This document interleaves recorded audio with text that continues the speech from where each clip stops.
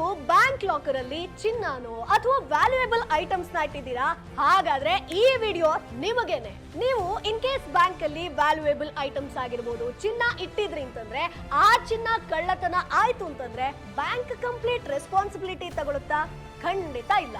ನಿಮ್ಮ bank locker ಅಲ್ಲಿ ನೀವು ಚಿನ್ನ ಆಗಿರ್ಬೋದು ಅಥವಾ ಬೆಲೆ ಬಾಳುವಂತ ಏನೇ ಐಟಮ್ಸ್ ಇಟ್ರು ಅಂತಂದ್ರೂ ಕೂಡ ಥೆಫ್ಟ್ ಆಯ್ತು ಅಥವಾ ಫೈರ್ ಆಕ್ಸಿಡೆಂಟ್ ಆಯ್ತು, ಬಿಲ್ಡಿಂಗ್ ಕೊಲ್ಯಾಪ್ಸ್ ಆಯ್ತು, ಬ್ಯಾಂಕ್ ಎಂಪ್ಲಾಯಿನೇ ಫ್ರಾಡ್ ಮಾಡಿದ್ರು ಅಥವಾ ರಾಬ್ರಿ ಆಯ್ತು ಅಂತಂದ್ರೂ ಕೂಡ ನಿಮಗೆ ಕಂಪ್ಲೀಟ್ ಕಾಂಪನ್ಸೇಟ್ ಸಿಗಲ್ಲ. ಅದರ ಬದಲಾಗಿ RBI ಗೈಡ್ಲೈನ್ಸ್ ಪ್ರಕಾರ ನಿಮ್ಮ ಒಂದು ಬ್ಯಾಂಕ್ ಲಾಕರ್ ನ ಆನ್ಯುವಲ್ ರೆಂಟ್ ಏನಿರುತ್ತೋ ಅದರ ಇಂಟು 100 ಟೈಮ್ಸ್ ಕಾಂಪನ್ಸೇಟ್ ಮಾತ್ರ ಸಿಗುವಂತದ್ದು. ಹಾಗೆ ಇನ್ ಕೇಸ್ ನ್ಯಾಚುರಲ್ ಕೆಲಾಮಿಟಿ ಅಂದ್ರೆ ಕ್ವೇಕ್ ಆಯ್ತು, ಫ್ಲಡ್ ಬಂತು, ನಿಮ್ಮ ಒಂದು ಬ್ಯಾಂಕ್ ಲಾಕರ್ ಅಲ್ಲಿ ಇಟ್ಟಿರುವಂತ ಏನಾದ್ರೂ ಐಟಮ್ಗಳು ಡ್ಯಾಮೇಜ್ ಆಯ್ತು ಅಂತಂದ್ರೆ ಬ್ಯಾಂಕ್ ಕಡೆಯಿಂದ ನಿಮಗೆ ಯಾವುದೇ ಹಣ ಸಿಗಲ್ಲ, ಅಂದ್ರೆ ಝೀರೋ ಕಾಂಪನ್ಸೇಷನ್. ಫಾರ್ ಎಕ್ಸಾಂಪಲ್, ಯಾರೋ ಒಬ್ರು 15 ಲಕ್ಷ ವರ್ತಿರುವಂತ ಚಿನ್ನವನ್ನ ಗೋಲ್ಡ್ ಲಾಕರ್ ಅಲ್ಲಿ ಇಟ್ಟಿದ್ದಾರೆ.